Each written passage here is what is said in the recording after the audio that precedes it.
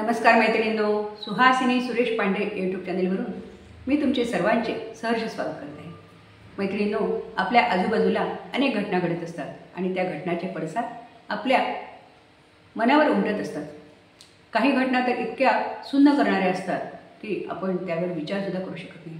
अशीच एक मनाला सुन्न करणारी एक घटना 5-6 दिवसापूर्वी घडली. आपल्याला सगळ्यांना माहीत आहे, मालेगाव तालुक्यातील एका छोट्या गावात एक 4 वर्षाची चिमुरडी पोर अंगणात खेळत होती आणि अचानक ती बेपत्ता झाली.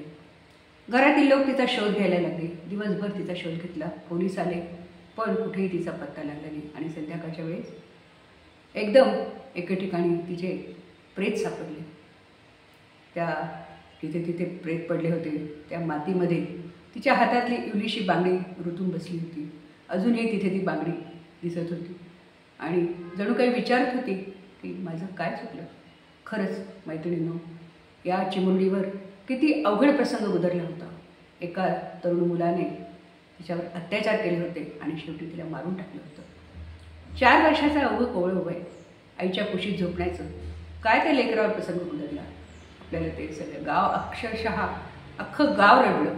सगळ्यांनी अशी मागणी केली की त्या नराधमाला आमच्या गावातच फाशी द्या, तरच याच्यावर जरब बसेल. अशा घटना वारंवार का घडत आहेत मैत्रिणींनो?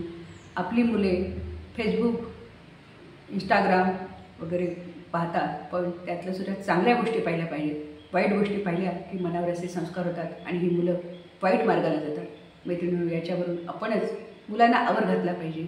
पण अशा या घटना घडल्या, त्यासाठी त्या नराधमाला चांगली शिक्षा झाली पाहिजे. मला तर असे वाटते की त्याला मध्ये घ्यावे आणि सगळ्यांनी मिळून काठा बुक्क्याने लाथाने मरेपर्यंत मारून टाका आणि मेल्यावरच त्याला सोडावे, तरच अशा घटना कमी होतील आणि लोकांना जरब बसेल. मैत्रिणींनो, खरोखर त्या लेकरासाठी आपले 2 अश्रू. मैत्रिणींनो, या लेकराला मनाला शांती मिळावी म्हणून आपण देवाकडे प्रार्थना करूया आणि खरोखर त्या नराधमाला जर शिक्षा चांगली झाली तरच त्या लेकराला शांती मिळेल. त्या आईचा जीव तर काय झाला असेल. आज आपण परके आहोत तर आपले डोळे भरून येतात.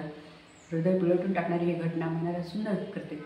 मैत्रिणींनो, खरोखर या लेकरासाठी 2 शब्द मला तुमच्याशी बोलावेसे वाटले आणि त्या नराधमाला लवकरात लवकर शिक्षा मिळावी अशी आपण देवाला प्रार्थना करूया आणि तरच त्या हुतात्म्याला शांती मिळेल. मैत्रिणींनो, माझा व्हिडिओ आवडला असेल तर नक्की तुम्ही लाईक करा. भेटूया आपण पुढच्या व्हिडिओमध्ये. खूप खूप धन्यवाद.